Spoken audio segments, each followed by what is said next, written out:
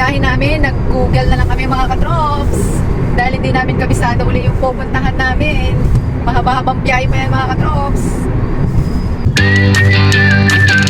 Yan po mga katrops, ngayong oras na to ay napaka-traffic na at ang haba ng pila dito sa toll. Ayan po ang haba ng pila at traffic na dito. At ayan nga po, kumakain muna ako ng chocolate habang mahaba ang traffic. Ayan mga katrops, paunti-unti na tayong lumalapit doon sa toll.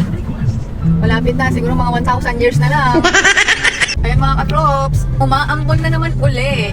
Ayan po mga katrops, after 99 years, nakalabas na rin po tayo sa toll. Oh my God! At syempre, nag-CR muna ako sa haba ng biyahe at haba ng traffic.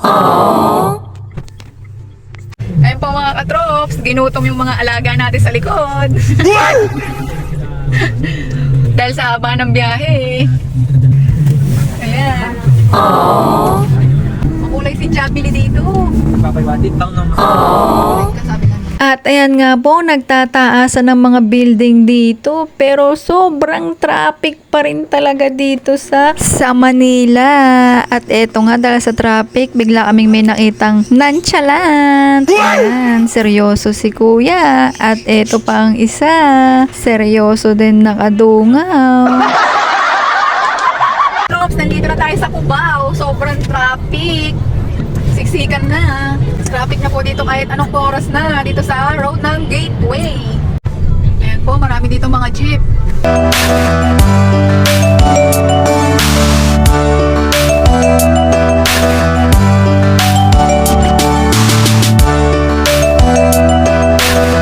At sa hindi inaasahan, ayan po, may nangyari. Kaya kayo mga katrops, ingat-ingat po sa biyahe at dahan-dahan lang po.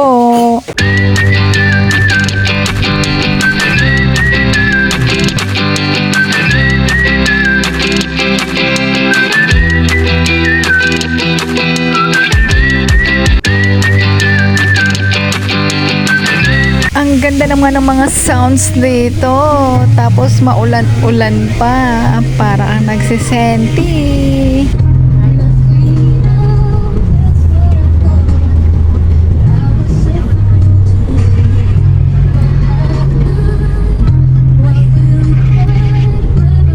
Para tayo nasa Little Baguio. Pasigsag-sigsag yung daan natin.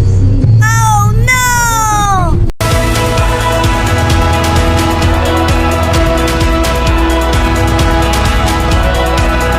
Siyempre, ginutom yung mga kawatan, kaya ayan, kakain muna daw. Ayan yung boss namin, pumipili.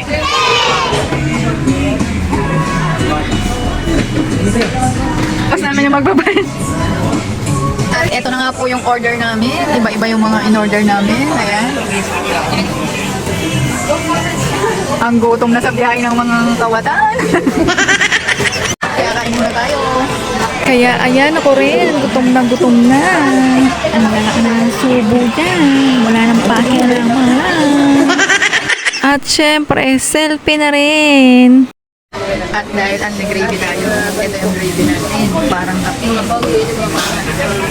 Magaganda yung ginawa natin. Ay, yung gravy natin, parang kape. Sama mo ito.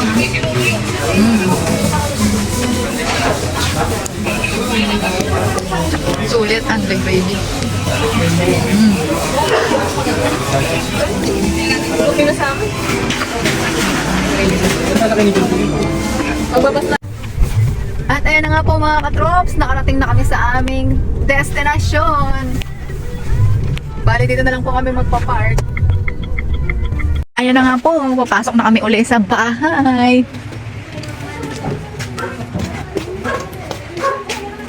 Dito na kami sa destination namin. Ayan na po, nakarga na lahat ng mga gamit na kukunin namin. Ayan po, tingnan yung mga katrops. Puno. Ayan, yung mga karga. Yung iba dyan gagamitin namin sa pagtitinda. Ayan po mga katrops, nasa bahay na kami. Kaya hanggang dito na lang po mga katrops. Magbababa na kami.